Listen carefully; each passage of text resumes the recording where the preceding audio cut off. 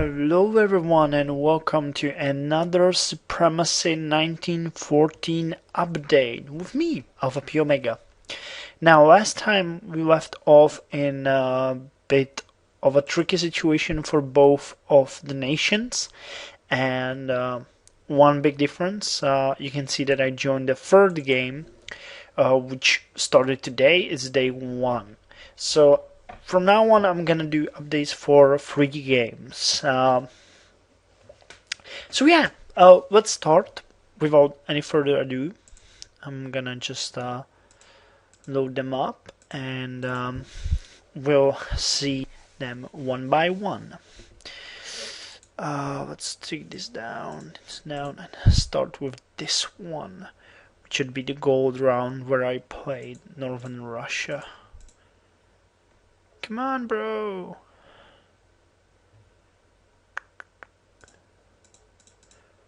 Woohoo. Java has a bit of a problem showing everything. Yeah, there we go. Okay, let's start with this one, with the Russian one. So we finally gained St. Petersburg. It's ours. I currently have 11 units there, and another infantry brigade coming. While the big army, 22nd North Russian Artillery Corps, is moving up to Kostomuksha, where it's gonna start its bombardment. I'm hoping to draw them out of the fort and attack my forces, which will in turn allow me to do this. So while the bombardment is gonna start, my units will cover my artillery and deal with any enemies. Once this is done, and I have taken both Kostomuksha and Kandavakskaya, I'm gonna move this infantry corps unit down to St. Petersburg and attack Livonia, because I want to have access to the Baltic Sea.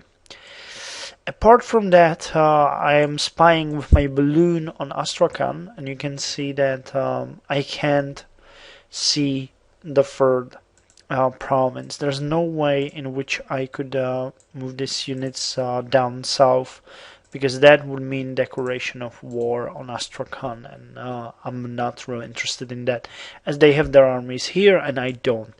I started creating a small contingent here on North Russian Infantry Division.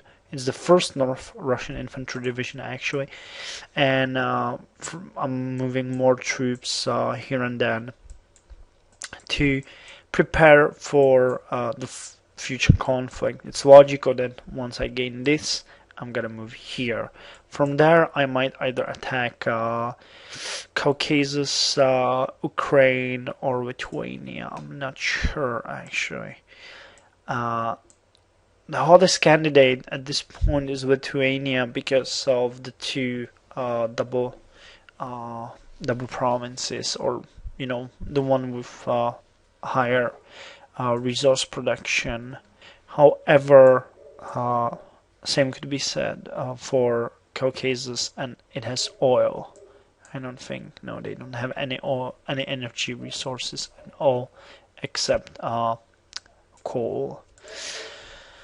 On the level of diplomacy, I started doing some diplomatical dances with Poland. We traded some goods. I provided him with a lot of oil. He gave me a lot of wood and iron ore.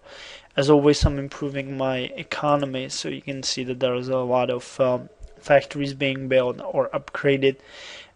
We have some railroads and even some forts in production.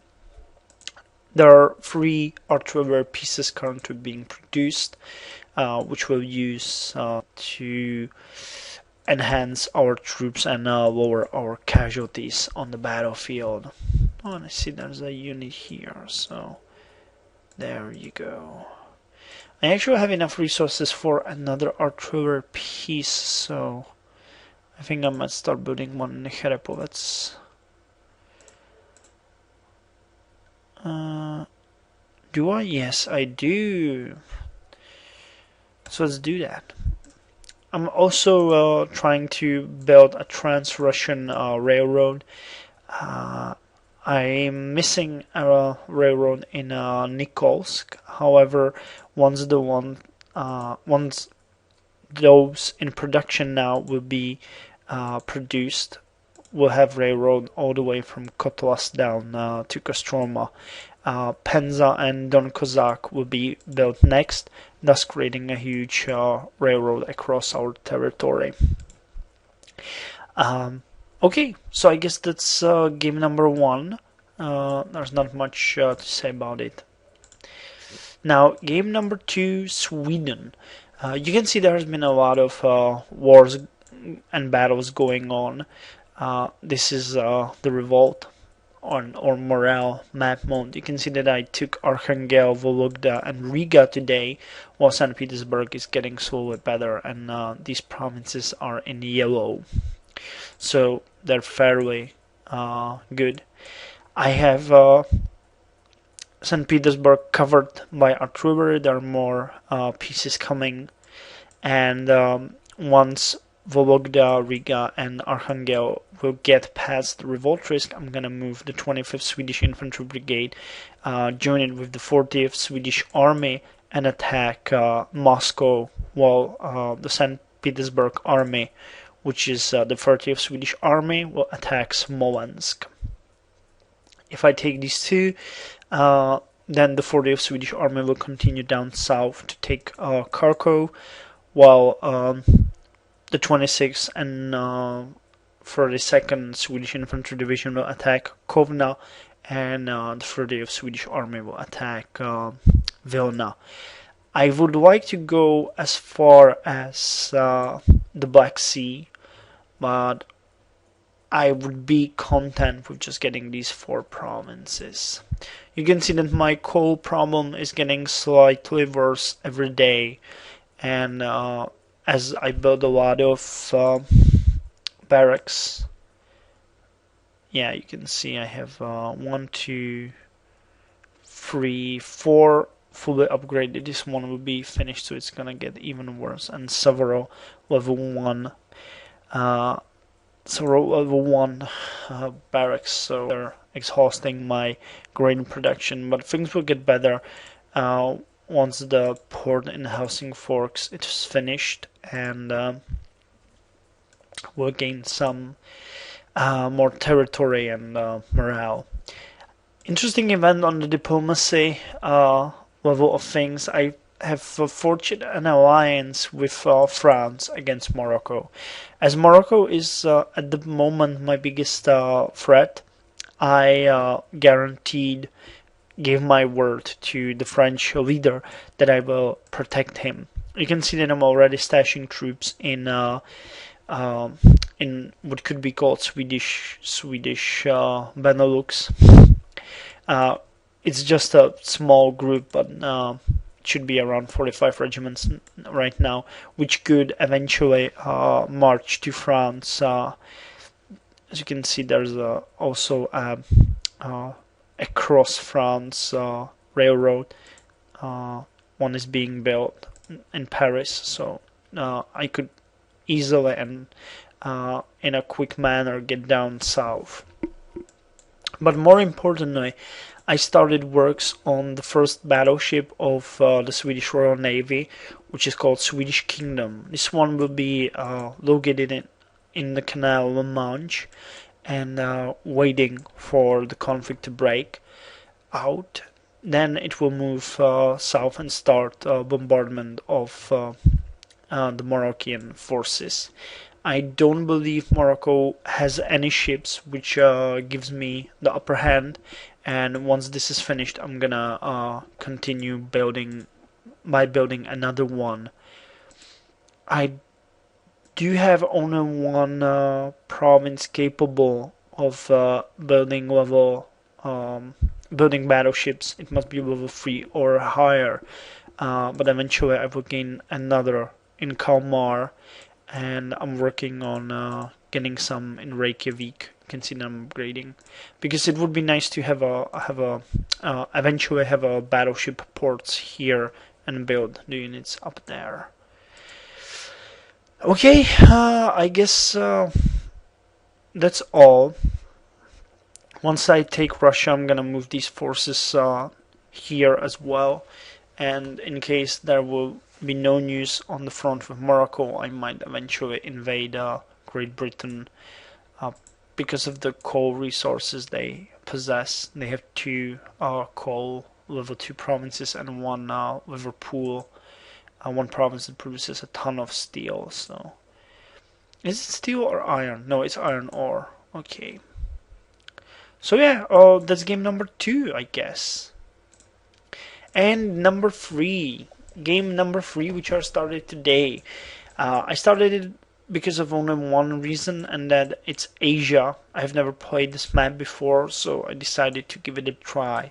And I started playing the Manchuria. Yes, Manchuria. At this point, I'm moving all of my forces to Beijing, from which they will march to Anshan, and from there to Korea, which I'm gonna take. Now this is an easy strategy, as Korea is a 5-province minor nation, so they should be an easy picking. I can build anything, as the game has started today, so of course I build recruiting offices in every province to get new units, and I'm building level 1 forts in several provinces. Anshan, because of the probable battle and sieges that may come from Korea when the war starts. In Qingdao, to protect this province in case there's an attack from the sea. And then Xi'an and Yan'an for an event of an invasion from the west. And Zhumadian, just because I felt like it. After I get Korea, I'm not sure what I'm gonna do. I am torn between the idea to get Republic of China because of its oil province, and is it grain or wheat?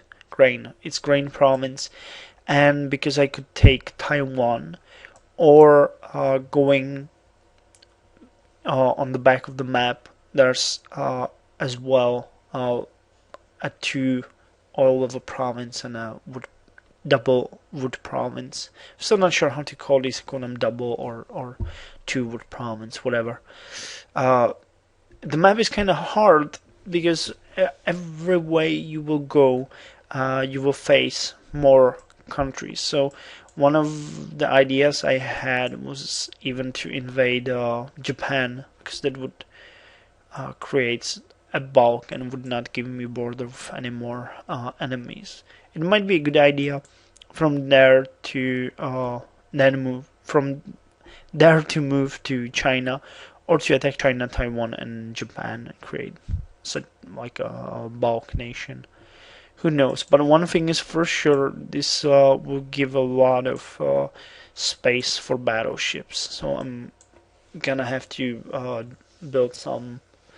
I'll probably focus on building less factories, but upgrading them as fast as possible. So yeah, that's game number 3, and exciting news for you guys. A ton of you has been spamming me in the recent days with messages and comments that you want to play with me and you want a grand YouTube game and so on. So I decided to adhere to that, and I thought of a great way how to do that. There is something that's called alliances on Supremacy 1914. So I created one. It's called Alfapiomega's YouTube Army. You apply to it if you want to play with me. We have now 3 members, so there's 47 free spaces. You apply to that, and once we hit some considerable number of players, around 20 I guess, I'll create an internal game for us to join and play if there will be more players coming, I will eventually create another game and we can play all together.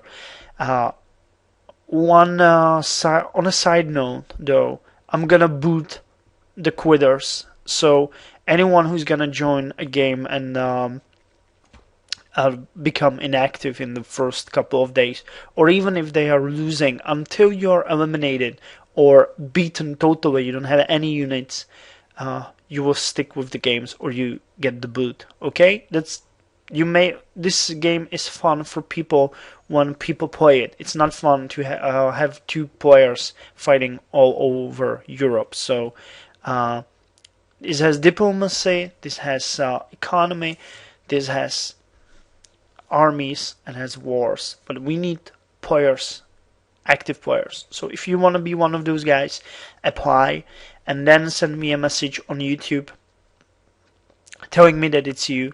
Other than that, I won't have any possible idea who you are and that you come from YouTube. This is definitely made for YouTube people. So yeah, I'm looking forward to seeing you on the battlefield of World War One. And if you have any questions or comments, feel free to throw them in. If you don't, I hope you had a good time watching this, and as always, all the best from me, and you guys take care.